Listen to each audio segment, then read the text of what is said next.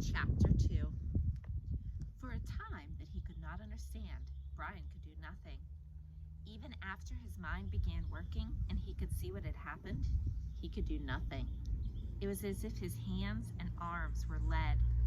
Then he looked for ways for it not to have happened. Be asleep, his mind screamed at the pilot. Just be asleep, and your eyes will open now and your hands will take the controls and your feet will move to the pedals. But it did not happen. The pilot did not move, except that his head rolled on a neck, impossibly loose as the plane hit a small bit of turbulence. Somehow the plane was still flying. Seconds had passed, nearly a minute, and the plane flew on as if nothing had happened. And he had to do something, but did not know what. Help. He had to help. He stretched one hand toward the pilot, saw that his fingers were trembling, and touched the pilot on the chest. He did not know what to do. He knew there were procedures that you could do mouth-to-mouth on victims of heart attacks and push their chests, CPR, but he did not know how to do it, and in any case could not do it with the pilot, who was sitting up in the seat and still strapped in with his seatbelt. So he touched the pilot with the tips of his fingers, touched him on the chest, and could feel nothing. No heartbeat, no rise and fall of breathing, which meant that the pilot was almost certainly dead. Please, Brian said, but did not know what or who to ask.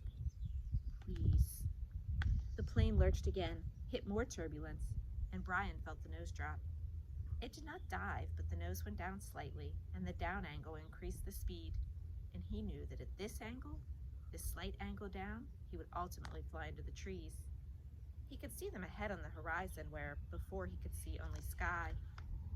He had to fly it somehow, had to fly the plane. He had to help himself.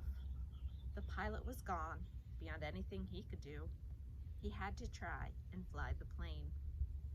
He turned back in the seat facing the front and put his hands, still trembling, on the control wheel, his feet gently on the rudder pedals. You pulled back on the stick to raise the plane. He knew that from reading. You always pulled back on the wheel. He gave it a tug and it slid back toward him easily. Too easily. The plane, with the increased speed from the tilt down, swooped eagerly up and drove Brian's stomach down. He pushed the wheel back in, went too far this time, and the plane's nose went below the horizon, and the engine speed increased with the shallow dive. Too much. He pulled back again, more gently this time, and the nose floated up again, too far, but not as violently as before. Then down a bit too much, and up again as before, then down a bit too much, and up again, very easily, and the front of the engine cowling settled. When he had it aimed at the horizon and seemed to be steady, he held the wheel where it was, let out his breath, which he had been holding all this time, and tried to think what to do next. It was a clear blue sky day with fluffy bits of clouds here and there, and he looked out the window for a moment, hoping to see something, a town or a village, but there was nothing, just the green of the trees, endless green, and the lake scattered more and more thickly as the plane flew. Where? He was flying but did not know where, had no idea where he was going. He looked at the dashboard of the plane, studied the dials, and hoped to get some help, hoped to find a compass, but it was all so confusing, a jumble of numbers and lights. One lighted display in the top center of the dashboard said the number 342. Another, next to it, said 22.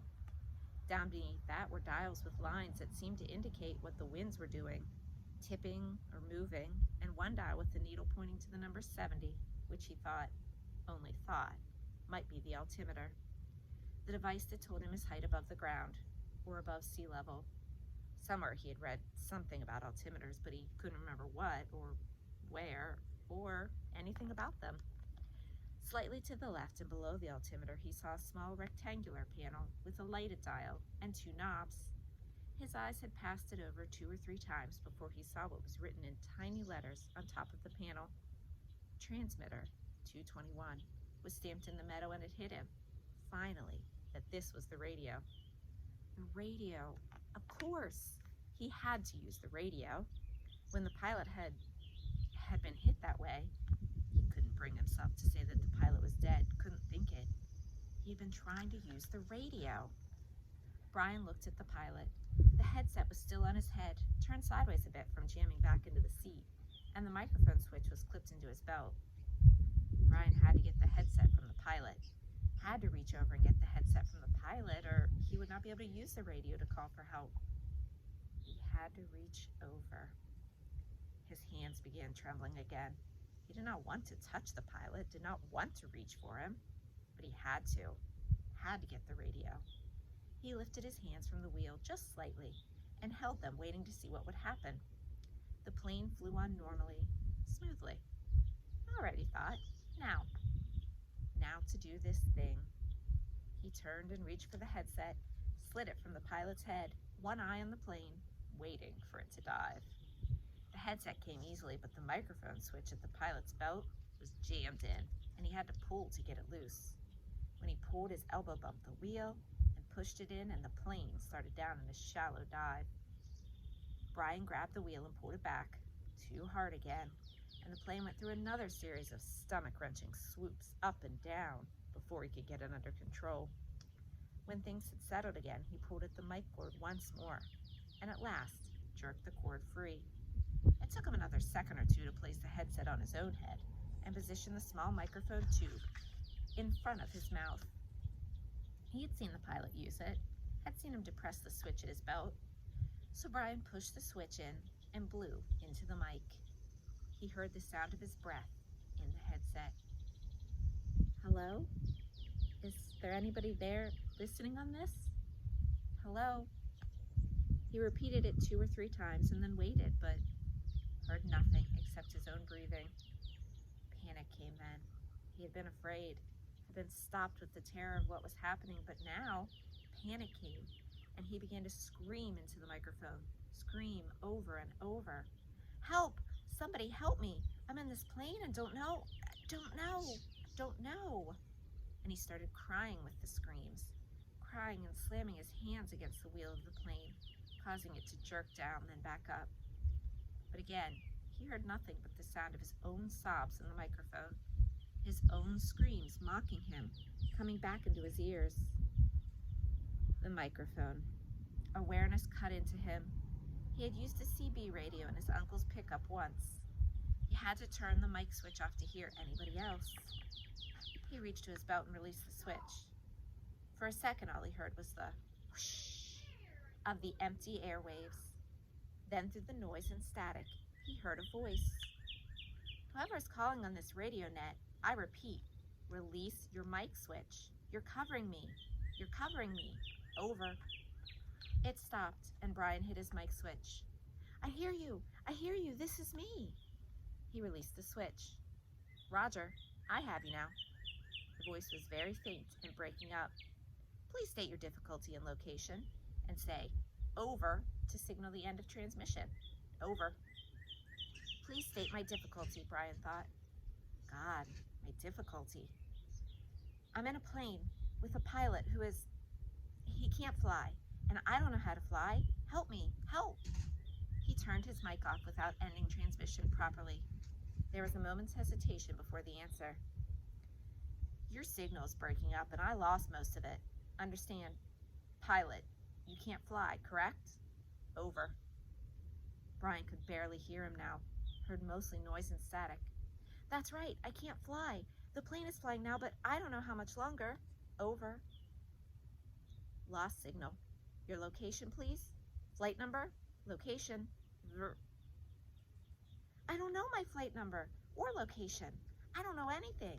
I told you that. Over. He waited now. Waited, but there was nothing. Once for a second he thought he heard a break in the noise. Some part of a word, but it could have been static. 2, 3 minutes, 10 minutes. The plane roared, and Brian listened, but heard no one. Then he hit the switch again. I do not know the flight number. My name is Brian Robison, and we left Hampton, New York, headed for the Canadian oil fields to visit my father. And I do not know how to fly an airplane. And the pilot... He let go of the mic. His voice was starting to rattle, and he felt as if he might start screaming at any second. He took a deep breath. If there's anybody listening who can help me fly a plane, Please answer. Again, he released the mic but heard nothing but the hissing of noise in the headset. After half an hour of listening and repeating the cry for help, he tore the headset off in frustration and threw it to the floor. It all seemed so hopeless. Even if he did get somebody, what could anybody do? Tell him to be careful? All so hopeless. He tried to figure out the dials again. He thought he might know which was speed. It was a lighted number that read 160, but he didn't know if it was actual miles an hour or kilometers, or if it just meant how fast the plane was moving through the air and not over the ground. He knew airspeed was different from ground speed, but not by how much. Part of books he's read about flying came to him. How wings worked, how the propeller pulled the plane through the sky. Simple things that wouldn't help him now. Nothing could help him now. An hour passed. He picked up the headset and tried again. It was, he knew in the end, all he had. But there was no answer. He felt like a prisoner, kept in a small cell that was hurtling through the sky at what he thought to be 160 miles an hour. Headed, he didn't know where, just headed somewhere until, there it was. Until what? Until he ran out of fuel? When the plane ran out of fuel, it would go down. Period. Or he could pull the throttle out and make it go down now. He had seen the pilot push the throttle in to increase speed. If he pulled the throttle back out, the engine would slow down and the plane would go down. Those were his choices. He could wait for the plane to run out of gas and fall, or he could push the throttle in and make it happen sooner.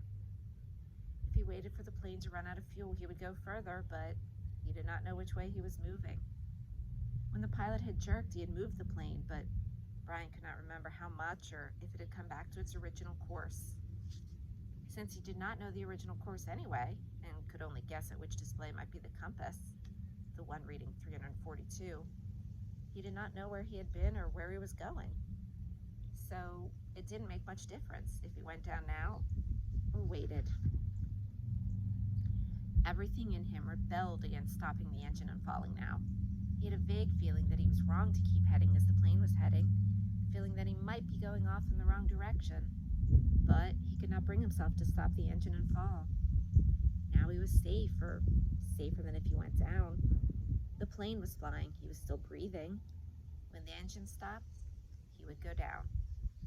So he left the plane running, holding altitude, and kept trying the radio. He worked out a system. Every 10 minutes, by the small clock built into the dashboard, he tried to radio with a simple message. I need help. Is there anybody listening to me? In the times between transmissions, he tried to prepare himself for what he knew was coming. When he ran out of fuel, the plane would start down. He guessed that without the propeller pulling, he would have to push the nose down to keep the plane flying. He thought he may have read that somewhere, or it just came to him. Either way, it made sense. He would have to push the nose down to keep flying speed, and then, just before he hit, he would have to pull the nose back up to slow the plane as much as possible. It all made sense. Glide down, then slow the plane, and hit. Hit. He would have to find a clearing as he went down. The problem with that was that he hadn't seen one clearing since they'd started flying over the forest. Some swamps, but they had trees scattered through them. No roads, no trails, no clearings, just the lakes. And it came to him that he would have to use a lake for landing. If he went down in the trees, he was certain to die. The trees would tear the plane to pieces as it went into them. He would have to come down in a lake. No, on the edge of a lake. He would have to come down near the edge of a lake and try to slow the plane as much as possible just before he hit the water. Easy to say, he thought. Hard to do. Easy say, hard do. Easy say, hard do. It became a chant that beat with the engine. Easy say, hard do. Impossible to do. He repeated the radio call 17 times at 10-minute intervals, working on what he would do between transmissions. Once more, he reached over to the pilot and touched him on the face, but the skin was cold, hard cold, death cold, and Brian turned back to the dashboard. He did what he could, tightened his seatbelt, positioned himself. rehearsed mentally again and again what his procedure should be. When the plane ran out of gas, he should hold the nose down and head for the nearest lake and try to find the plane kind of into the water. That's how he thought of it. Kind of fly the plane onto the water. And just before he hit, he should pull back on the wheel and slow the plane to reduce the impact.